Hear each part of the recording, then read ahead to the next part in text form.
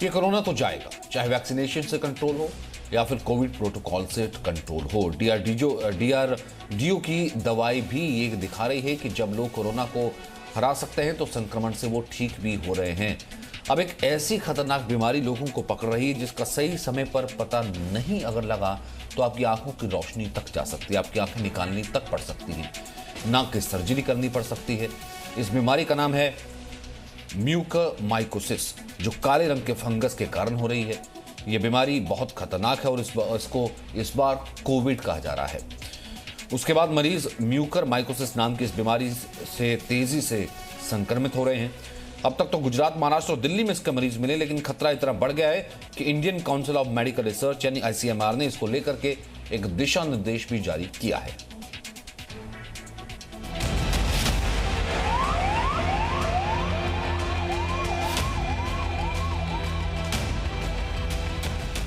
भारत में रोज औसतन 4 लाख कोविड के मरीज मिल रहे हैं।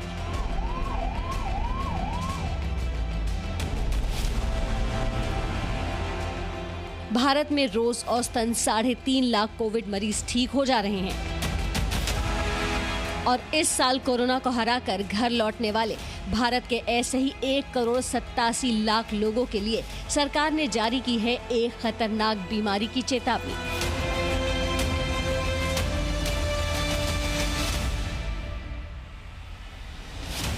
कोरोना से ठीक हो चुके लोगों को तेजी से एक फंगल इन्फेक्शन अपनी चपेट में ले रहा है जिसका नाम है म्यूकरमाइकोसिस। इस बीमारी से पीड़ित लोगों को साइनस जैसी समस्या शुरू हो रही है, लेकिन ब्लैक फंगस यानी म्यूकर इतनी तेजी से फैल रहा है कि जबड़े और नाक से लेकर आंखों तक पहुंच जा रहा है और अगर इसका सही वक्त पर इलाज नहीं हुआ तो ये प्राण घातक भी साबित हो सकता है। म्यूकरमाइकोसिस फंगस से होने वाली बीमारी है जिसमें काले रंग का फंगस बहुत तेजी से संक्रमण फैलाता है। जहां ये संक्रमण होता है वहां की त्वचा या अंदरूनी हिस्सा काले रंग का पड़ जाता है। ज्यादातर नाक मुंह के जरिए होने वाला ये संक्रमण अगर दिमाग तक पहुंच जाए तो मौत तक हो सकती है। इस बीमारी के घातक नतीजों को देखते हुए नीति आयोग के सदस्य डॉक्टर VK पॉल ने पहले ही देश को आगाह कर दिया है। म्यूकर एक फंगस है, ये जहाँ पानी इकट्ठा होता है, लगभग वेट सरफेस होता है, वहाँ पे रहती है। एक इम्पॉर्टेंट बात इस डिजीज़ में ये है कि ये लगभग बहुत हद तक डायबिटीज़ के मरीजों में होती है। खतरा ये है कि ये काला फंगस वातावरण में हर जगह मौजूद हो सकता है क्योंकि धूल कणों से लेकर पेड़ पौधों तक, खेतों से लेकर बगीचों तक ये हर जगह मौजूद हो सकता है। बस इतना समझ लीजिए कि गन्ने के ऊपर काले रंग की जो पाउडर नुमा चीज दिखती है ये वही ब्लैक फंगस होता है और अगर ये फंगस कोरोना से लड़कर कमजोर हो चुके मरीजों में नाक, मुंह या कटी हुई त्वचा के जरिए पहुंचता है तो संक्रमण फैला सकता है। खासकर कोविड की सेकेंड वेव में इस बीमारी के मरीज बड़ी तादाद में मिल रहे हैं। गुजरात में सिर्फ अहमदाबाद के सिविल अस्पताल में म्यूकरमाइकोसिस के 110 मरीज आ चुके हैं। तो ये 15-20 दिनों से काफ़ी प्रॉब्लम आ रही है और हम तकरीबन दिन के हर एक OPD में माने तो 5-6 केसेस जो हमारी OPD चलती है उसमें, और पूरी 24 घंटे की हमारी जो इमरजेंसी रहती है उसमें 15 से 20 केसेस हम डेली एडमिट करते हैं। गुजरात ही नहीं, महाराष्ट्र और दिल्ली के अस्पतालों में भी म्यूकरमाइकोसिस के मरीजों की तादाद तेजी से बढ़ रही है। आंकड़े बताते हैं कि देश में 12 सेंटर्स पर 21 महीने तक ऐसे मरीजों के आंकड़े जमा किए गए तो पता चला कि एक साल में औसतन 22 मरीज मिलते हैं, लेकिन पिछले एक महीने में एक अस्पताल में 110 मरीज मिल चुके हैं। आप अंदाजा लगा सकते हैं कि म्यूकरमाइकोसिस कितनी तेजी से कोरोना के पूर्व मरीजों को अपनी चपेट में ले रहा है।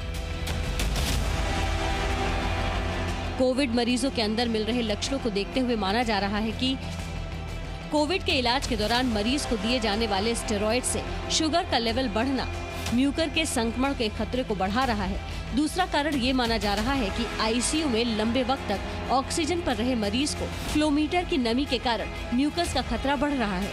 तीसरा कारण है कि शुगर, लिवर, किडनी या ट्रांसप्लांट के मरीजों में प्रतिरोधी क्षमता कमजोर होने के कारण संक्रमण का खतरा बढ़ रहा है। ब्लड शुगर कंट्रोल रखना है, हमेशा ही स्टीरॉयड दिए जाएं, लेकिन स्टीरॉयड फालतू में शुरू में ही नहीं दे देने। तीसरी चीज़ कि जब ऑक्सीजन मिले तो जो ह्यूमिडिफायर है उसका पानी साफ हो। चौथा ख्याल रखना है कि जो मरीज़ है वो साफ़ सुथरा हो, उसका हाइजीन हो, हाथ भी साफ़ हो, बॉडी भी साफ़ हो, फालतू में वेट नहीं हो, सिक्रेशंस उसके फेस पे नहीं हो। पांचवा ख्याल हमने ये करना है कि अगर कोविड के ट्रीटेड पेशेंट को नाक में रुकावट दिखती है, बाद में कोई स्वेलिंग, सूजन महसूस हो रही है या मुंह में अल्सर आ रहा है, तो उसको जल्दी से इन्फॉर्म करना है। अगर तमाम सावधानियों के बाद भी म्यूकर का संक्रमण हो जाता है और सही समय पर पहचान हो जाती है तो इलाज आसान हो सकता है। जहाँ जहाँ ये फूग है, फूग एक उधई की जैसे टिमक के जैसा है, जहाँ जहाँ होती है वहाँ पे हमें उसको काट के फेंक देते हैं। जैसे गैंग्रीन होता है, उसको काट के फेंक देते हैं और फिर आगे ना बढ़े उसके लिए ये मेडिसिन देनी पड़ती है, ये जो एम्फोटेरेसिन बी। अब उसका भी तकलीफ ये है कि एम्फोटेरेसिन बी जो है वो नेफ्रोटैक्सिक, मतलब अपनी जो गुर्दा है, किडनी है, उसके ऊपर भी उसकी साइड इफेक्ट होती है और उसको चलते भी पेशेंट को तकलीफ होती है, तो हमें काफ़ी बैलेंस करना पड़ता है। पहले तो इस बीमारी से बचाव जरूरी है और अगर चपेट में आ जाए तो पहचान जरूरी है और सही इलाज शुरू हो जाए तो आसानी होती है, वरना ये इतना घातक है कि जान जाने का भी खतरा होता है। ब्यूरो रिपोर्ट, जी मीडिया। तो इस घातक बीमारी का खतरा ज्यादातर ऐसे लोगों पर है जो हाल फिलहाल में कोरोना से लड़ करके बाहर आए हैं। सवाल यह है कि एक दो लोग ऐसे नहीं बल्कि 2 करोड़ से ज्यादा ऐसे लोग हैं जिन्हें कोरोना हो गया है। तो क्या इन सबको खतरा है? खतरा यह भी बताया जा रहा है कि जिन्हें हार्ट की प्रॉब्लम है, जिन्हें किडनी की, लीवर की प्रॉब्लम है, उनको भी खतरा है। जिनकी इम्यूनिटी कमजोर है उनको भी खतरा है। इसलिए Indian council of medical research ने एक एडवाइजरी जारी की है। इस एडवाइजरी को गौर से देखना चाहिए। ये ब्लैक फंगस दरअसल नाक, मुंह, कटी त्वचा के जरिए शरीर में घुसता है, इसलिए नाक और मुंह को आप ढककर रखिए। धूल, खेत, नमी वाली जगहों पर आपको जाने से बचना चाहिए। शरीर पर पूरे कपड़े पहनिए। त्वचा को कटने और फटने से बचाइए। और अगर तमाम सावधानी के बावजूद कोरोना से ठीक हो रहे मरीजों को ऐसे लक्षण दिखें जिसमें सांस की रुकावट हो, नाक और जबड़े में दर्द हो, नाक से काले या लाल रंग का स्राव हो, चेहरे में एक तरफ सूजन या फिर दर्द आ रहा हो, नाक के आसपास की त्वचा काली दिखे, दांत या जबड़े में दर्द महसूस हो, आंखों की रोशनी कमजोर पड़ती दिखे, सिरदर्द और बुखार हो। कोरोना ठीक होने के बाद भी मरीजों में ये लक्षण दिखाई पड़ते हैं तो डॉक्टर से फौरन जांच कराना बेहद जरूरी है। आईसीएमआर कहता है कि ऐसे में किसी भी लक्षण अगर ऐसे हों तो ऐसे मरीजों के इलाज में बिल्कुल भी कोताही नहीं बरतनी चाहिए। आंखों के doctor, ENT specialist, dentist, microbiologist, internal medical specialist, neurologist जैसे तमाम विशेषज्ञों की राय लेनी बहुत ज़रूरी है। गंभीरता से उनको हमेशा देखा जाना चाहिए। आशंकित लोगों के खतरे को देखे हुए उसका इलाज किया जाना चाहिए, क्योंकि इस बीमारी से लड़ना आसान नहीं है। एक तो महीने भर जैसा लंबा इलाज चलता है, ऊपर से रोज 9-9 हज़ार रुपए के इंजेक्शन भी लगवाने पड़ते हैं, इसलिए सावधानी बहुत जरूरी है।